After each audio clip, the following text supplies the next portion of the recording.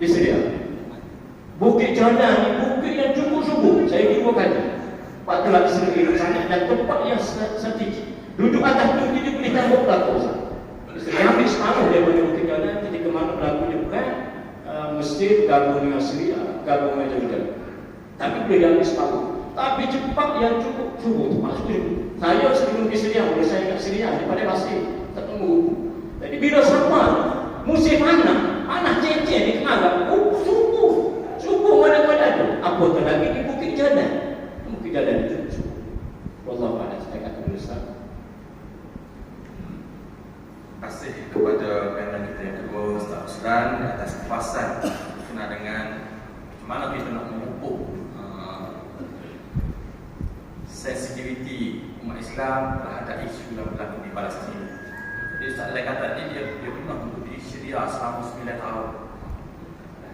Telah bumi yang berkat bagi bumi Syam, Syria, Jordan, Mesir, Lebanon, itu bumi Syam dipanggil. Cuma lagi dia pecah jadi negara kecil. Itulah taktikal yang diambil oleh musuh Islam Yahudi untuk melemahkan umat Islam. Dia pecah budak Islam kecil. Kalau ni tinggallah Palestin, Soviet. Padahal alladhi barakna hawlahu bukan Palestin saja termasuklah Syria, Jordan, Mesir. Apa pun pernah berada di Jordan selama 2 tahun. 2 tahun di Jordan. Tak lama bos Allah hebat lagi. 9 tahun. Sebab Syria ni banyak ulama-ulama yang terkenal sampai hari ini. Dan ada katanya Dr. Mustafa. Bukan lagi dia berada di Jordan. Masih lagi menyebarkan ilmu atau antara ulama lah yang ada pada hari ini. Dan ayat berkatnya bumi Palestin. Sebab disebut dalam Quran. Alladhi barakna halahu. Bukan setakat Palestin boleh berkat. Syria boleh berkat, Jordan boleh berkat, Lebanon boleh berkat. Tapi hari ini ada keberkatan makin hilang. Pak tinggalnya di Palestin lagi. Yang menjadi rebutan Zionis. Sebab situ ada Masjid Al-Aqsa yang disebut Al-Quran. Jadi disebut kita Masjid Al-Aqsa ni pernah ada sejarah masjid ni pernah kota ni Baitul Maqdis ni telah ditawan oleh 2 tokoh besar dunia. Iaitu Sayyidina Umar Al-Khattab. Dia pernah menawan Baitul Maqdis pada ketika dulu daripada Kristian. Dan juga kali kedua ditawan oleh Sultan Salahuddin Al-Ayyubi.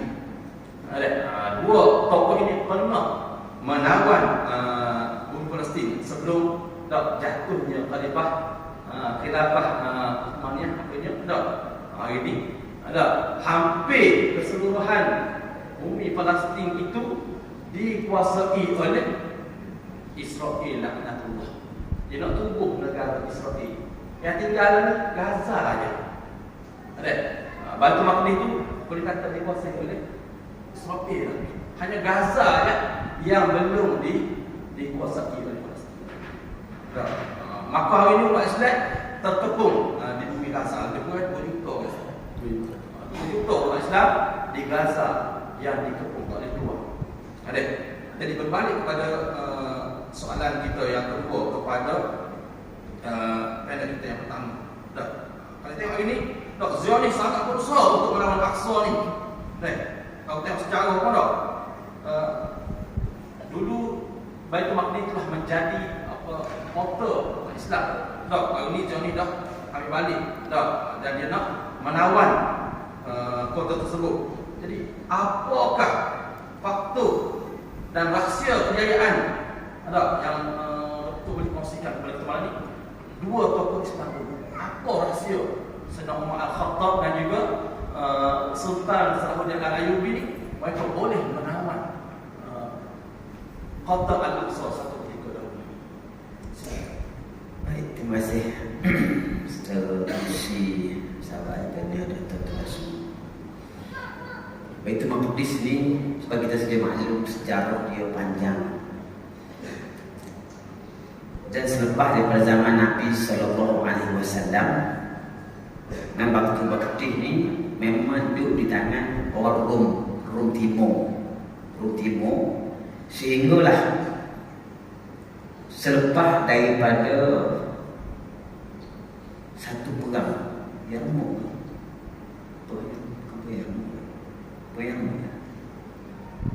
dalam perang zaman Sayyidina Umar.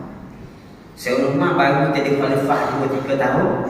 Ada satu pertumbukan tentera yang dipimpin oleh Khalid Al-Walid dan juga oleh Abu Ubaidah Al-Jarrah.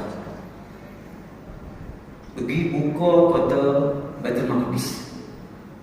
Jatuh ke tangan Islam kota Baitul Maqdis tahun 937 Masihi. 937 Masihi. Nabi kita berhijrah daripada Mekah pergi ke Madinah 922. Nabi wafat 932. Sayyidina Abu Bakar jadi khalifah, dia wafat 934. Sayyidina Umar jadi khalifah 934. 937, 3 tahun lepas tu Baitul Maqdis dapat dah orang Islam. Sejarah dia gitu. Kemudian Islam berita masih kata lama. Lepas tahun 937 sehingga berlaku perang salib. Zaman Salibiyah ni abad yang ke-10 ke-11 Masihi. Dalam perang salib ni pada tahun 1099, ujung abad yang ke-11 ni, satu pertumbukan tentera daripada Eropah ni yang dipengaruhi oleh Pop pada masa itu geserai Baitul Maqdis. Akhirnya Baitul Maqdis itu boleh dia. Bila dia boleh Baitul Maqdis ni, dia bunuh habis orang Islam. Semua tak tengok kalau bunuh tadi. Dicatatkan lebih 10,000 orang dibunuh dalam perang tahun 1099. Betul lah masa ni kerajaan Arab di Baghdad ni tak kuat. Kerajaan Arab duduk di belah Mesir pun tak apa kuat juga.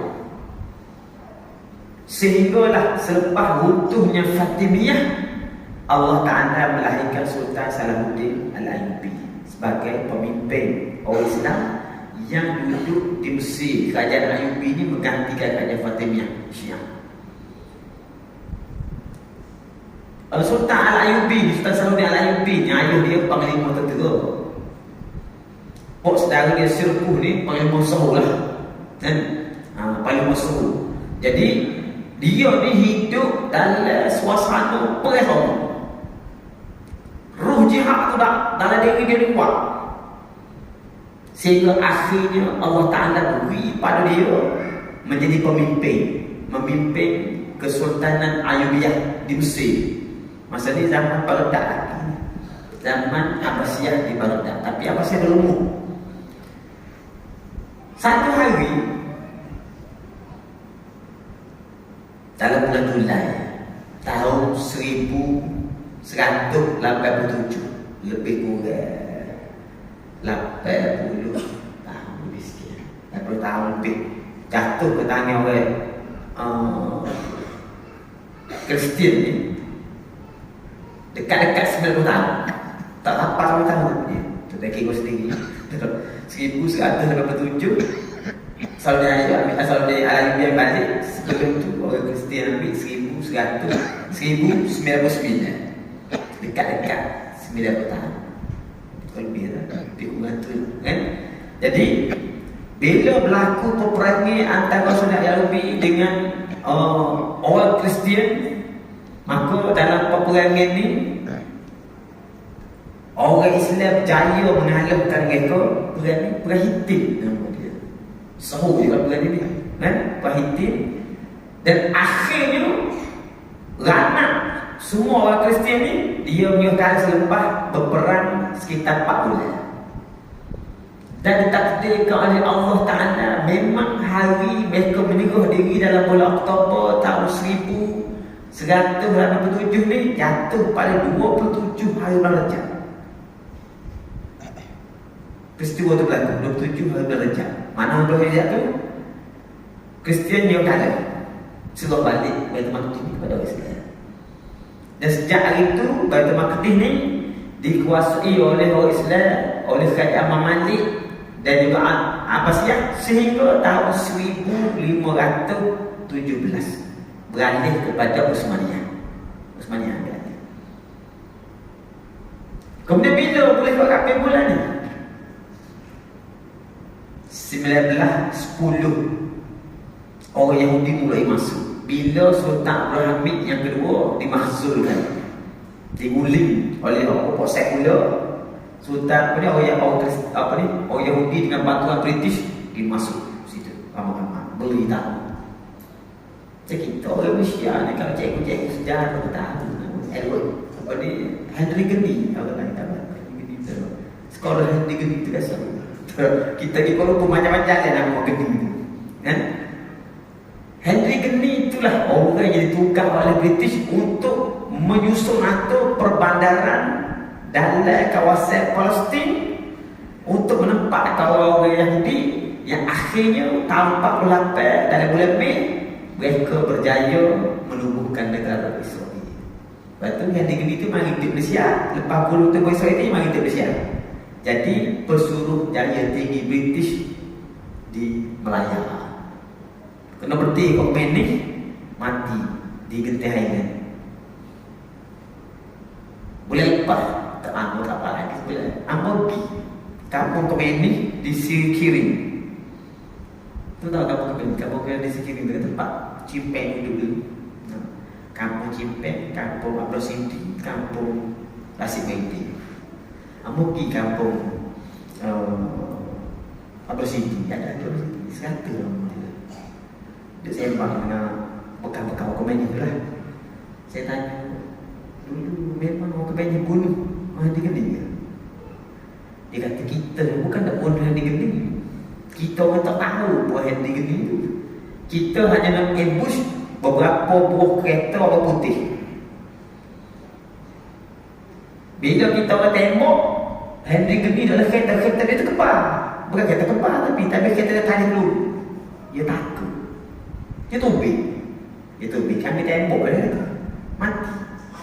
Cuma dia kata gini kat saya. Dia kata orang Malaysia sembang je kan, sembang je sokong Palestin. Tapi yang bunuh negeri itu Menih. Pasal apa? Kita sokong Palestin tapi nama Henry Gandhi itu kita angkat sebagai tokoh negara kita. Sebenarnya orang yang bertanggungjawab membentuk asas negara Palestin Henry Gandhi itulah. Membentuk penempatan sesuatu bandar atau mana cara supaya satu hari dia boleh ambil Palestin. Sebab kita kata kalau dia gerrymandering kan, sepadan belanja betul tak? Aja sepadan lama-lama boleh orang lakukan begitu. Lagu itulah dulu orang putih buat di Palestin, Turki buat dia Henry Gandhi itulah. Akhirnya berjaya menubuhkan negara Israel pada bulan Mei tahun 48. Di cerita dia. Tajuk soalan saya mungkin tanya tubuh negara Israel. Ustaz ditanya tadi tu. Apa faktor dalam sejarah ni sepanjang lama tu kita boleh ambil sebulan Baitul Maqdis ni daripada orang Kristian. Dua kali tu orang Kristian belakang. Sebab dulu tu memang kesiasan duduk situ. Lepas zaman Nabi-Nabi dulu sebelum Nabi kita lahir, Palestin ni termasuk dalam negara Syam yang dikuasai oleh Rom Timur yang berpusat di Byzantine ataupun kita sebut Konstantinopel tu.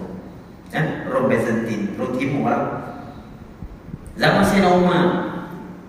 Sebab apa kita boleh ambil Baitul Maqdis sampai Sayyidina Umar? Kerana ketika itu pemimpin panglima perang di kalangan sahabat-sahabat ni memang orang yang terbaik. Sahabat-sahabat. Tuan tak tahu bayangkan Khalid Al-Walid. Dia memang panglima perang yang terbaik dalam sejarah Islam. Tuan bayangkan antara panglima perang dia Abu Ubadah Al-Jarrah. Salah seorang sahabat yang Nabi janji syurga untuk dia. Antara 10 orang sahabat utama Nabi. Ubadah Al-Jarrah. Dia pergi perang. Kalau dia orang terbaik ni so, pengikut askar-askar perang pun sahabat-sahabat Nabi juga. Orang terbaik. Orang tidak suka kita. Kita dah macam-macam kan. Dia orang jaga dengan hubungnya dengan Allah Ta'ala. Dia ada keyakinan dengan Allah Ta'ala. Dan dia berani mati. Bukan berani mati, dia nak kalau mati di jalan Allah Ta'ala. Kita nak mati jalan raya. Kita ni berani mati di jalan raya. Di jalan Allah tak berani. Dia tu nak, aku nak mati jalan Allah Ta'ala. Bila demo tinggi perang dengan semangat nak mati syahid, tu yang beri kepentingan. Tapi kalau dia perang dengan niat nak apa harta kamu tu, payah sikit. Sebab tu bila mereka pergi perang, mereka pergi perang dengan satu sikap, iaitu dalam perang ni ada peraturan syariat. Dia orang Yahudi tak buat. Dalam perang ni ada peraturan dia. Ada hukum perang dan damai, dan sana ada hukum dia. Ada fiqh dia. Bila mereka pergi perang, walaupun pergi perang ni, dia sikit sebenarnya musuh lagi lama. Orang Islam ni 40,000, tentera Rom ada 70,000 masa perang. Tapi orang Islam ni walaupun dia kepung bukit dan semua, dia ambil sikap kita perang askar. Rakyat tak perang. Sebab tu bila kata kota Baitul Maqdis jatuh, dia rahib dia ni, uskup dia ni, ketua duduk di situ di gereja dia ni, royak ke Abu Badah Al-Jarrah. Aku tak sedia kalah, tapi aku nak suruh ni kau khalifah sendiri. Kalau aku boleh bawa khalifah mari, aku suruh anak baca ni kamu. Dia ingat saya nak mata mana, muka jauh.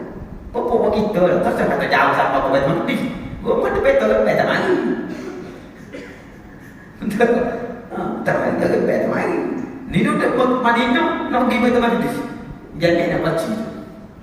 Saya nak tanya sahabat-sahabat lagu mana jauh dia. Saya nak Usman kata segi. Tahu segi. Ada pokok orang Kristian nak main selamat ni. Saya nak dikata okey. Saya nak dikata okey. Tapi mu jangan pergi sebagai tentera. Mungkin jenuh kita pergi buat perhimpunan. Kita pergi buat perhimpunan orang Islam. Lepas tu biar kafir tengok bagaimana.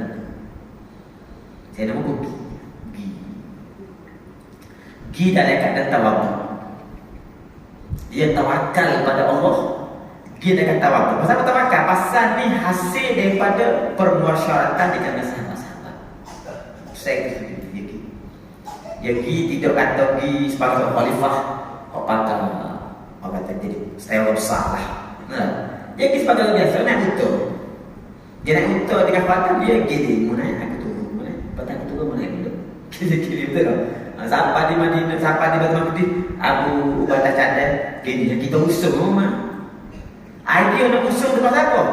Nak suruh orang kafir tengok haibah khalifah ni. Tak serang malu dia tu. Dia nak kira relax gitu dia. Jadi sikap tawaduk rendah diri ni antara benda yang penting dalam hubungan kita dengan Allah Ta'ala. Kalau nak minta tolong dengan Allah. Selain daripada mereka tentera-tentera ni patuh kepada arahan-arahan panglima, mereka juga ialah tentera-tentera yang patuh kepada peraturan syariat. Dia tak bunuh budak, dia tak bunuh orang tua, dia tak bunuh orang kampung, dia tak bunuh orang tina, dia tak rosakkan pokok-pokok kayu, dia tak bunuh binatang. Kalau Israel ni, dia bunuh semua, betul tak? Rumah kosong dia betul. Hospital dia betul. Dan sebab ni, orang saya tak buat. Sebab tu masa benar ke, orang kafir tu ramai Kristian tu tunggu khalifah lagi. Dia tak amat. Dia duduk situ. Orang kira dah kalah dia. Sedangkan sebelum ni, bila orang Kristian apa ni, selepas pada peristiwa tu, bila orang Kristian ambil balik sahaja Baitul Maqdis, dia bunuh semua orang Islam ada dalam Baitul Maqdis. Mencecah 10,000 orang. 10,000 orang zaman dulu. Masa orang sikit tu 10,000 dia bunuh. Lord dia orang lama. Betul tak? Tengok tengok ke bayu. Kalau dengan 50 tahun dulu, lama dah orang tak ada. Betul tak? Betul maka masa orang tak ada 10,000 dia bunuh. Masa orang tak ada. Soalan dia bunuh 17,000 dah dia bunuh.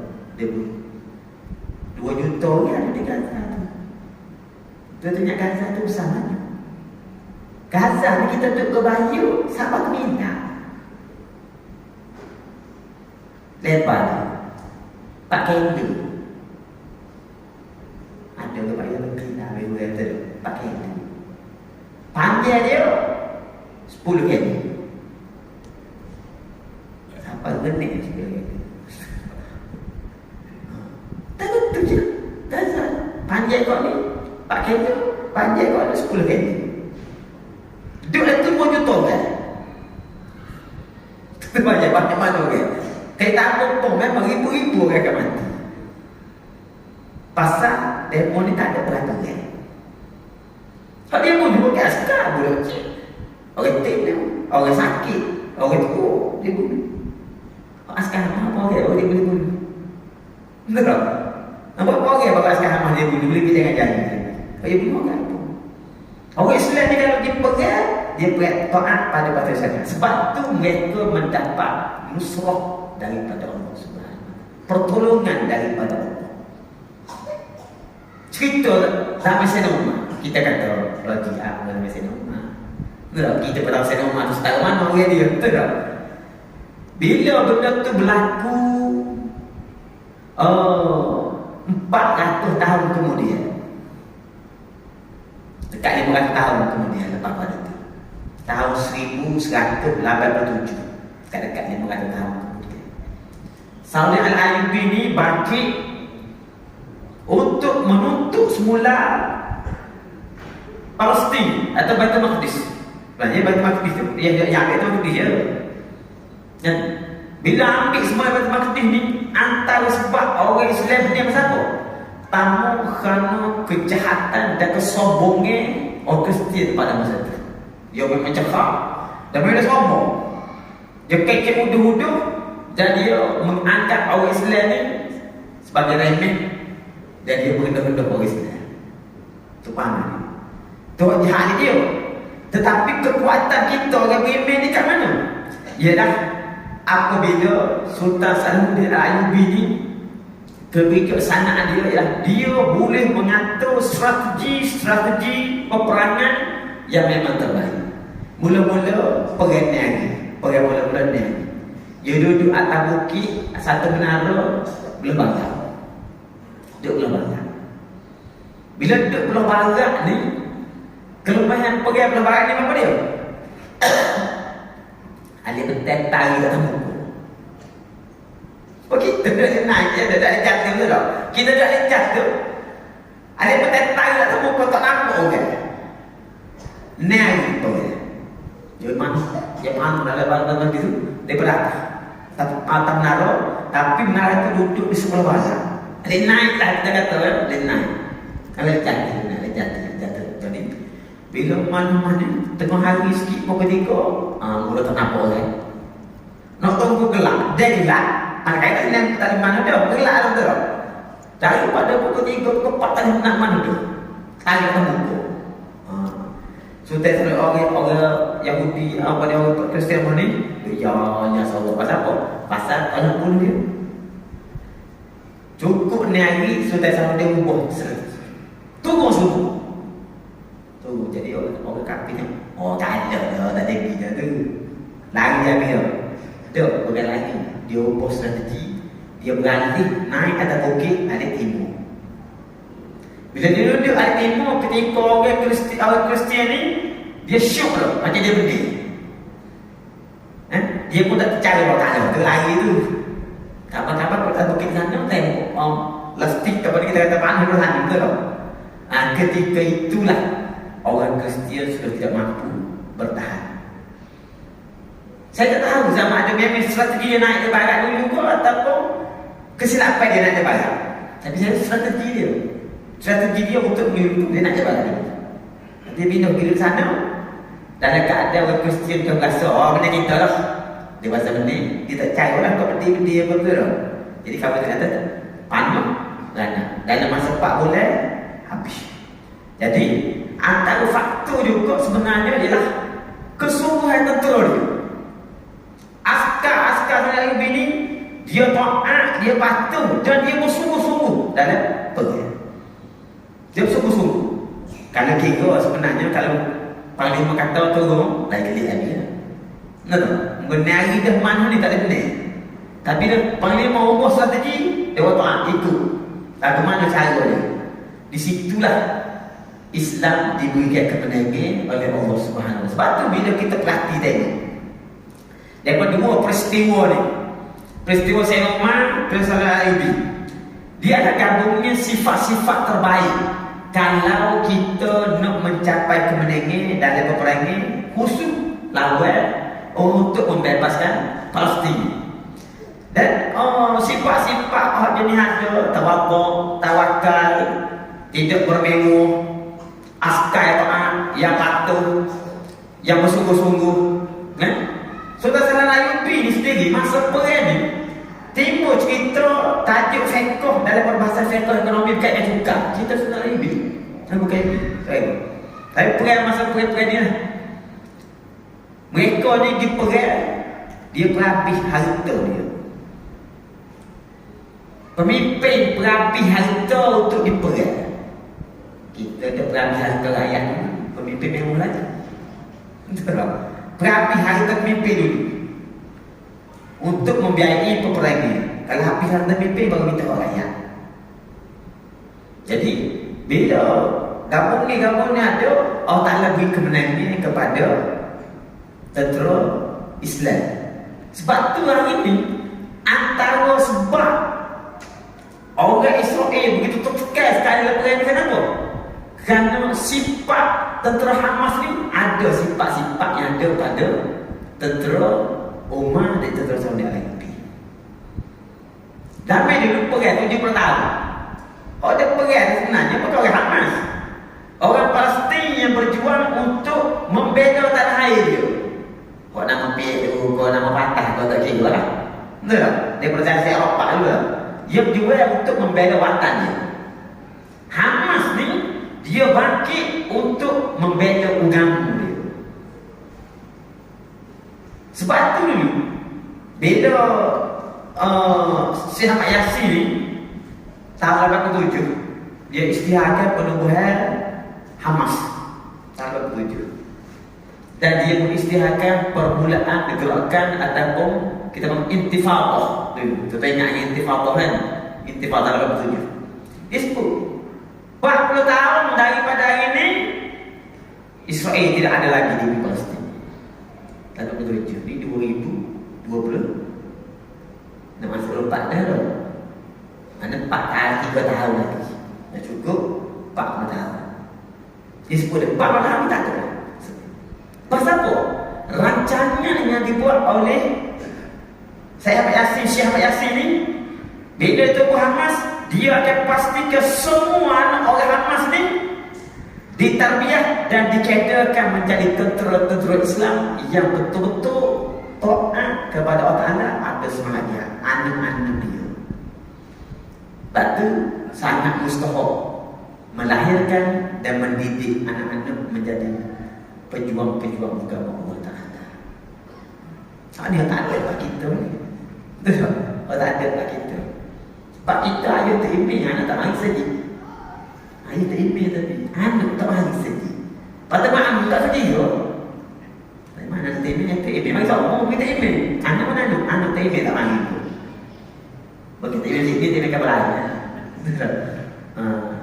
Pada mak tak saja ke? Dia nak mati baru dia mari masuk sini.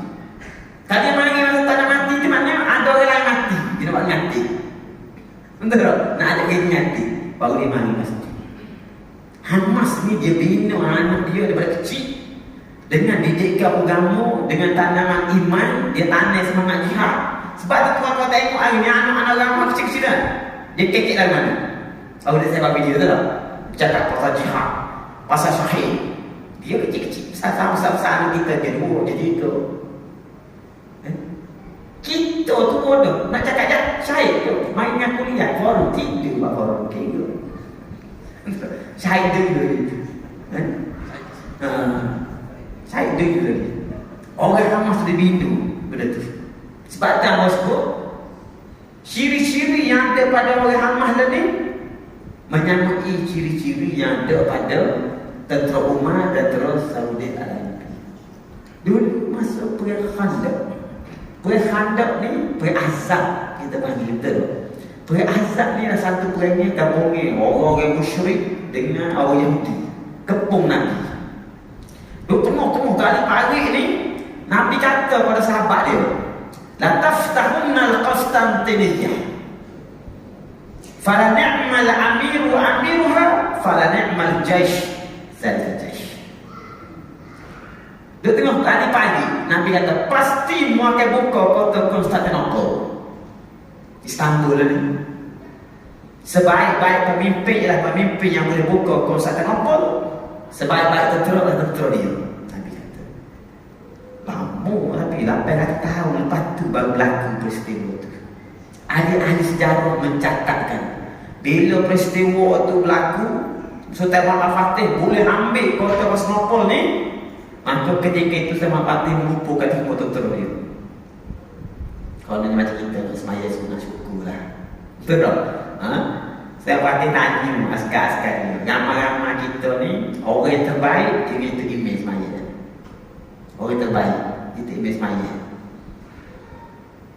Dia pun tanya, ramai-ramai pokok kita ni, askar kita ni, siapa rajin tinggal semaya Jumaat? Sila angkat tangan, sila berdiri. Sorang pun tak. Sorang pun tak bangun. Kalau buat kita, siapa minggu ni tinggal tu? Habis bangun belakang, minggu ni saja lah. Minggu ni saja. Siapa tinggal tu semaya Jumaat? Bangun belakang tu tak. Askar dia tu Sultan tanya, siapa yang pernah tinggal solat Jumaat? Sila bangun. Sorang pun tak bangun. Namun sebut ni sifat-sifat yang ada pada tentera-tentera itulah sebenarnya menentukan benar atau salah kalau peperangan kita. Sifat ada zaman Sayyidina Umar ada sifat-sifat khusus pokok dia. Zaman Saudi Arabia ada. Dan bila kita dengar cerita kota Konstantinopel tu, pasal Nabi sebut. Nabi kata fala ni'mal jaish zalika jaish. Sebaik-baik tentera ni, tentera Konstantinopel. Kita tengok sifat dia lah teman. Tentera Islam ni biasa diberi kemenangan Allah Ta'ala di atas hubungan dia dengan Allah Ta'ala dan juga di atas ketaatan dia kepada kepimpinan. Ni sifat dia berikan kemenangan. Kalau kita jenis umat kita ni jenis cahaya berlaku semaya untuk mandi, ada semaya, ada semaya, mata pakai sebelah panjang, mata pakai sebelah pendek. Tu Patah muslimah pun sama, tanya mari sedih, pakai tepung apa lu tu, tanya tak mari sedih, baju kelawar gitu ya di masa mana. Jadi sifat-sifat itu tak ada, kita payah mendapat kemenangan. Jadi faktor-faktor kemenangan ni Allah Ta'ala beri pertolongan kepada tentera-tentera Islam disebabkan oleh sifat-sifat kemuliaan yang ada pada mereka, baik pemimpin dia, panglima dia maupun askar-askar dia. Sebab tu hari ni kalau kita orang kita Islam di Terengganu ni kuat, kena ada sifat tu. Kalau kita rasa tengok sifat tu ada pada Hamas, kita boleh bersangka baik kepada Allah bahawa kali ni Israel mesti mampus punya. Gitu.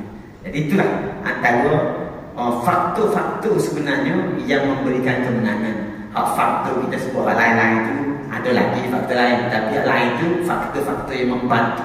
Faktor sebenar yang menyebabkan katanya Allah Ta'ala itu ialah kerana sifat yang ada panglima dia daripada askar-askar dia. Wallahualam. Terima kasih sekali lagi kepada Fadil Ustaz Fadli di atas kupasan menariklah saya rasa. Jadi daripada kupasan atau tadi dah kita boleh ambil dua benda lah. Yang boleh kita contohi untuk kita nak dapat kejayaan dalam jihad. Kita ni bukan setakat jihad, nak jihad sejauh lagi. Jihad dengan diri kita sendiri. Nak jihad dengan hawa nafsu kita tu. Malah nak mari sedih, malah mari kuliah agama. Ada dua saya boleh simpulkan. Yang pertama, ketaatan kepada Allah Subhanahu Wa Taala. Kena taat kepada Allah Subhanahu Wa Taala. Buat segala perintah dia. Tu. tanda dia kena taat kepada Allah Taala. Yang kedua, kesungguhan. Ada. Kena sungguh. Malah terpaksa. Kena paksa diri. Dah, malu kau malah kau kena paksa. Kalau kita tak paksa tak jadi. Itulah rahsia kejayaan. Dah.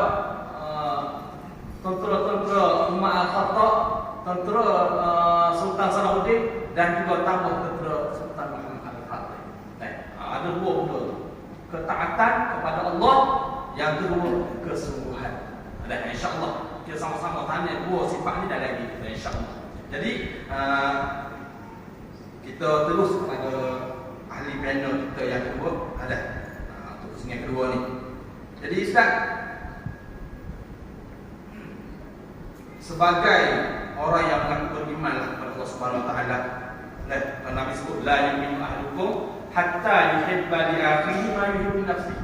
Tidak beriman seorang itu dah hatta yuhibba li akhihi, supaya dia kasih kepada saudaranya sebagaimana dia kasih kepada dirinya sendiri.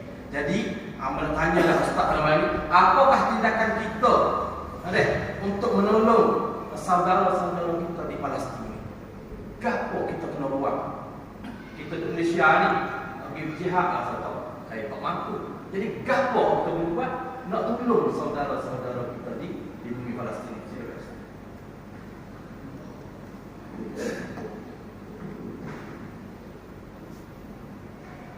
Assalamualaikum warahmatullahi wabarakatuh. Terima kasih kepada pengurusi Ustaz dan Tuan Fadli. Jadi InsyaAllah saya cuba jawab dengan singkatnya. Sebagaimana soalan yang ditanya tadi, apakah tanggungjawab kita lah. Sebab kalau kita nak pergi kepada Palestin ini memang kita mampu lah.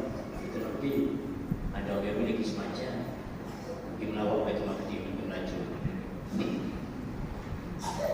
Jadi banyak benda yang perlu kita buat. Di antaranya itulah, jangan lupa lah, sentiasa menaduhkan tangan doa sama kepada Rabbul Alamin, Tuhan sekalian ada. Bukan hanya lepas daripada semaya saja, terutamanya Gunung Nazirah. Doa kita duduk mana pun doa sama. Dari kampung kita, dari sawah padi, mana sekalipun, dari tanah yang kita doa. Dulu nak kita doa, saudara-saudara kita di Palestin, supaya Allah Ta'ala melebahkan Baitul Maqdis. Bukan di Palestin saja, seluruh dunia umat Islam yang sedang dijajah, termasuklah negara kita dan sebagainya. Jadi doa ini merupakan Nabi kata doa silaturahmi. Doa adalah senjata untuk orang yang beriman. Kita tengok peluru yang direkod cipta hari ini, sama ada Korea Utara atau Amerika atau Israel atau dibuat jatuh peluru juga ada sampai bermeter-meter panjang. Dia boleh dijaruk dia sampai 2 km pada. Tapi ada lagi senjata yang paling hebat adalah, okey kita tak sia senjata tu. Mungkin orang Islam tak mampu nak buat, nak beli macam orang apa ni, orang Amerika ada semasa ni. Tapi senjata yang paling hebat adalah doa. Jangan kita pegang bila berlaku dan kita tinggal pula dan tinggal betul kita. Jadi senjata yang paling hebat adalah doa. Doa ni dia boleh tipu orang hati. Doa senjata. Sehingga kita ada semaya, kita berdoa untuk dia, insya-Allah dia akan semaya. Ya Allah, sayang kita ada semaya. Aku doakan ayat dari dia, ya Allah. Melembutkan hati dia, membetulkan hati dia. Insya-Allah, sama-sama kita berdoa. Anak kita pada dia biasa tak semaya. Biasa tak doa, orang macam Dr. Fadli sebut tadi. Tapi kita nasihatkan dia semua. Kita kenal anak kita wasal. Kita kata sebut lagi lah. Babi tak kena kata. Memang tak kena kata. Tapi doa kita yang Allah tak ada kita jadi kita. Kita doa semua kepada Allah Ta'ala. Terutamanya ibu-ibu, mok-mok ni. Dia lebih awal bangun daripada suami. Bangun waktu mana jangan kali nak akui. Doa kepada Allah Ta'ala. Ya Allah, berilah kekuatan, ketabahan, kecekalan kepada saudara-saudaraku yang berada di bumi Palestin. Dan begitu juga ya Allah, kalau ada anak-anak aku ni yang teringat babi, teringat kata, perempuan dan lelaki sebut nama. Buka Nabi hati dia. Kadang-kadang suami babi tu nak kata juga, bang, lewat ke semaya ni. Lewat semacam semaya. Anak tu berjaga orang sujud cicik pula boleh. Agak serah pendek lagi. Majid mana? Mari. Majid hari ni. Itulah kita berdoa ni. Majid hari ni cukup istimewa. Allah Ta'ala bagi kepada kita. Nak pandai dengan di Palestin, di Gaza, hancur orang majid. Alhamdulillah bersyukur kepada Allah Ta'ala. Dengan kita berdoa, insya-Allah Allah Ta'ala akan buka pintu hati. Allah Ta'ala akan beri keberkatan. Allah Ta'ala akan menyelamatkan segala-segala kita. Ini semua khususnya di bumi Palestin. Istimewa banyak itu masjid. Dulu tak ada aircon, ada kipas saja Ustaz. Betul, pakak masyarakat kita kena beli aircon. Beli aircon. Dia suruh tu juga maju. Lepas tu masyarakat pula ada ketika orang pergi masjid, mana masjid biru Kota Putera, Besar Haji tu. Dalam masjid tu ada kipas dia macam kapal kipas kata ni. Maka beli Pak Tiga negara kita tak ada kipas. Jadi kata siapa ni? Dah padan dia pun baru pula kipas sah. Suka tu juga. Alhamdulillah sini ramai dah. Jadi kita mari kita menajak kepada Allah Ta'ala. Allahumma ighfir lana wa lahum. Allah Ta'ala ampunkan dosa kita, ampunkan dosa mereka. Jadi bila Allah Ta'ala ampunkan dosa kita, ampunkan dosa mereka ni, bila kita berdoa kepada Allah Ta'ala, insya-Allah doa kita dimakbulkan oleh Allah Ta'ala. Allah Ta'ala terima dah doa asal Allah. Cuma Allah Ta'ala beri tetap begitu ya. Jadi kita bersihkan diri kita, anak-anak kita, masyarakat. Lepas pada ni, tolong marilah baca surah. Jangan agak kata email tu bila saja. Kalau mari dia ni berhubung dengan tu bila. Dia tak heran pun. Aku nak jadi tu. Apa? Tu bila juga. Dia bukan. Sebab aku dengar sekali. Dalam kitab Al-Ustaz Imam Nawawi. Kata cerita saya. Betul tak? Orang yang boleh jadi tu biasa ni. Saya rasa cukup dia panjang. Atas dunia ni kita pasti cukup panjang. Di hari kiamat saya tahu yang cukup panjang ni istimewa. Istimewa orang tadi berlaku beliau manusia daripada masa Allah aku nak boleh gitu juga. Kau panjang itu kau yang istimewa daripada masa. Apa boleh jadi tu bila? Bisa jadi tu bila ni dengan hati yang ikhlas kepada Allah Taala. Bukan hanya dengan saja. Aku mari best saja. Kepala dia tak dulu dia.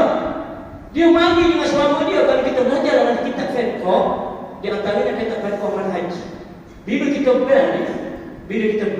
kita tu bila sebab kesenangan kita bila dia azan orang waktu kebun tinggal kebun dia kedah tinggal kedah sebab hati dia ikhlas kepada Allah SWT. Biasa orang kita tak sedar apa kita dia ikhlas maka suara kita tubik muncul peka ni akan masuk dalam telinga orang waktu kebun waktu mana sekali aku dulu tak aja mari sikit aku dulu tak aja mari surah aku nak pergi dah tu keikhlasan maka dengan doa tersebut insyaAllah Allah Ta'ala akan memudahkan, Allah Ta'ala akan memberi pertolongan kepada saudara-saudara kita dan kepada diri kita sendiri. Yang kedua, ialah sedekah.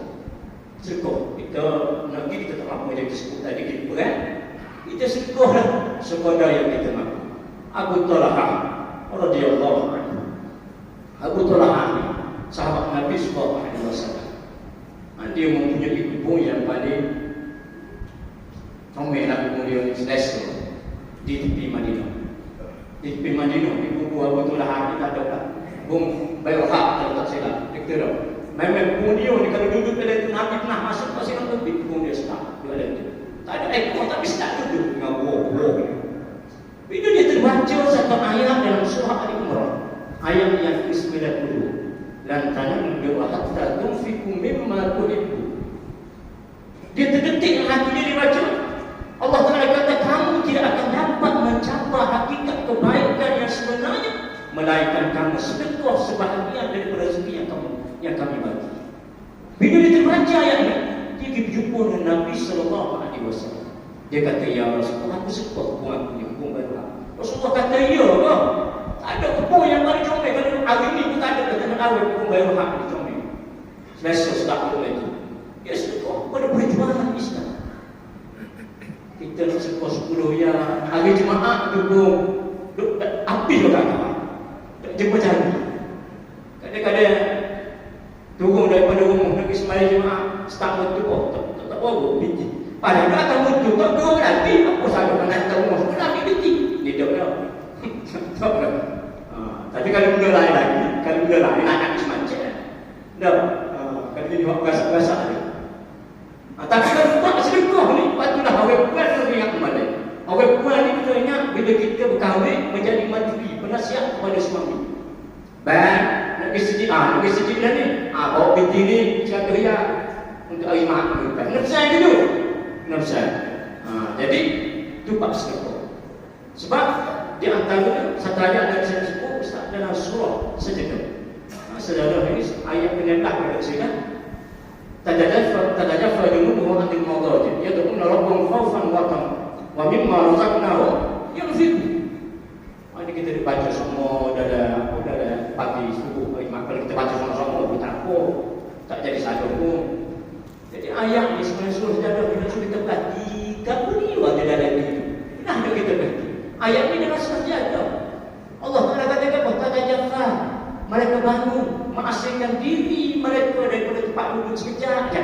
Bangun orang lain tidur sudah, tapi dia bangun menajak kepada Allah Taala dengan perasaan takut, dengan perasaan mengharapkan redha Allah Subhanahu Wa Taala. Bangun menajak beristighfar kepada Allah Taala, bukan setakat itu saja. Wa mimma razaqnahum yunfiqun. Tapi besok hari mereka sedekah sebahagian daripada harta yang kami beri. Ada orang bangun malam kok dari bangun malam tak jenis, tapi esok pagi kedekut bukan mari. Orang mari minta ilmu, baru dah beri. Bila 10 tahun dulu. Dah. Dia tak faham wa mimma razaqnahum yunfiqun, bukan tadajafa junubuhum anil madaji saja. Khaufan wa tama'an. Bangun malam tak diri kuping-kuping. So itu ada pasal hati. Tapi bila orang mari minta sedekah, Allah. Dengan sapatan bakal. Dah. Ban. Dah cukup nak minum ni. Banyak tadi. 70 biasa hari ya. Bunyi. Sekali hilang buat apa mana? Bukan mahal ni. Boleh kita dengan suami kita kenal dengan dia. Dah cukup bagi lah seorang selaku cukup pun. Bila kita nak cari perhiasan dunia ni banyak-banyak, dah kita kena fikir dengan umur kita. Sebab hari ni tengok di Palestin 17,000 dah mati. Kita pakai di situ juga, tapi mereka dah ada. Kemungkinan besar mereka itu syahid semua. Kita ni belum tentu lagi. Kita nak amanah bersedekah lah kita. Mudah-mudahan dengan sedekah kita itu Nabi kata boleh menyelamatkan kita di alam barzakh, boleh menyelamatkan kita di padang mahsyar dan seterusnya daripada api neraka Allah Subhanahu. Dua kali kita sebut banyak lagi. Dan saya coba balik kepada kursi saya. Wallahu a'lam. Terima kasih kepada Ustaz Rusdan di atas kupasan ada apa yang perlu kita buat. Jadi apa tertariklah dengan dekat top tamu tu doa. Doa sangat penting. Untuk manusia semua lah. Setakat sebulan Israel serang Gaza ni 30,000 ton bom yang telah digugurkan di bumi Gaza. Macam kita compare kita tahu buah mana je Gaza ni 4 kali 40 km persegi. Kalau ikut dengan 30 ton bom ni dah 2 kali ganda bom nuklear yang digugurkan di Hiroshima dan Nagasaki. Kelas Hiroshima dan Nagasaki. Tapi orang yang kuasa Ta'ala mengatasi segalanya. Sebab itu kita berdoa. Kita kena teruskan berdoa, teruskan bermunazilah supaya Allah Ta'ala memberi pertolongan kepada saudara kita di Palestin. Walaupun 30,000 ton bom digugurkan di bumi Gaza tu. Alhamdulillah. Bumi Gaza masih lagi belum. Walaupun 17,000 telah syahid, 46,000 jiwa, tapi Allah Ta'ala masih lagi pelihara saudara-saudara kita di bumi Palestin. Jadi teruslah kita berdoa kepada Allah SWT, teruslah kita bermunajat supaya Allah Ta'ala terus memberi bantuan kepada saudara-saudara kita di Palestin. Selain kita memberi sumbangan, bukan setakat doa saja boleh. Berilah sumbangan rezeki kewangan sebanyak setakat yang kita mampu. Kenapa kan sekarang ni bulan 10 bulan 12 ni dia masuk sejuk. sejuk pak dia tak sebab sejuk pak kita ujian PKP seminggu kalau sejuk deh. Nak bangun sembahyang subuh pun saya sejuk tak tidur. Ada di sana mesti sejuk dia subuh sampai macam negatif sampai tu saya. Dan kalau duduk luar ni pakai baju pini kulit pun kau habis pipi. Oh ya sejuk yang di sana. Dan jadi bukan setakat kita berdoa, ulurkanlah bantuan, orang yang kita tunggu pasti, tak payah ragu-ragu kita beri. Dengan niat kita nak tolong saudara-saudara kita di bumi Palestin. Lebih bagi musim sejuk ni, musim sejuk dan dengan makannya payahnya, dengan rumah hancur, sukanya sedikit sumbangan kita itu ada. Kita boleh jawab di hadapan Allah Subhanahu Wa Taala di pada mahsyar sesuatu. Aku tolong setakat yang aku mampu. Jadi itulah perkongsian daripada panel kita pada malam ini. Jadi sebelum kita menutuplah panel kita pada ini, ada sekitar sekali lagi. Seminit. Tak. Saya kata makasih doktor kita lah. Ada untuk buat kesimpulan daripada apa yang kita bincangkan malam ini. Silakan. Baik, terima kasih. Sahabat sahabat pengurusi dan juga sahabat panel, tuan-tuan dan puan sekalian, selepas kita mendengar sikit sebanyak berkenaan dengan Palestin, sebenarnya sepatutnya ada satu perasaan dalam jiwa kita ni bahawa kita kena berkongsi khususnya yang ada pada Palestin ni. Kita tupai rasa susah dan sakit dia, dan kita mesti sedar bahawa walaupun kita tak boleh nak pergi perang, kita tetap juga berkewajipan untuk membantu saudara-saudara kita. Cara bantu tu ada banyak. Ustaz dah sebut tadi 2-3, orang lain pun sebut macam-macam kan. Setengahnya kita bantu dengan doa, setengahnya kita bantu dengan menghulurkan bantuan. Ada setengah kata kita bantu dengan kita pelemu Israel. Kita pelemu Israel. Dikata kita boikot balik dia ataupun penyokong dia, tak kira lah.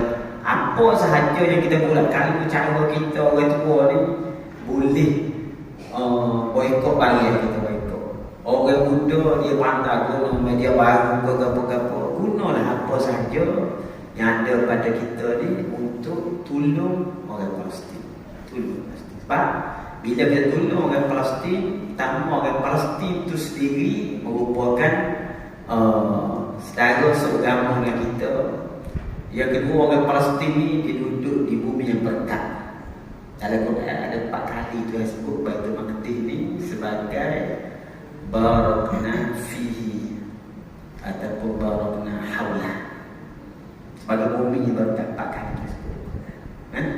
Jadi kita tolong dia tu dengan harapan mudah-mudahan kita tolong dia, Allah Ta'ala tolong kita. Allah Ta'ala tu bukan dia sudah tolong kita pula. Pertolongan Ta'ala tu turun pada kita dan turun pada dia dengan sebab berkat keikhlasan kita tolong dia. Tolonglah orang Palestin.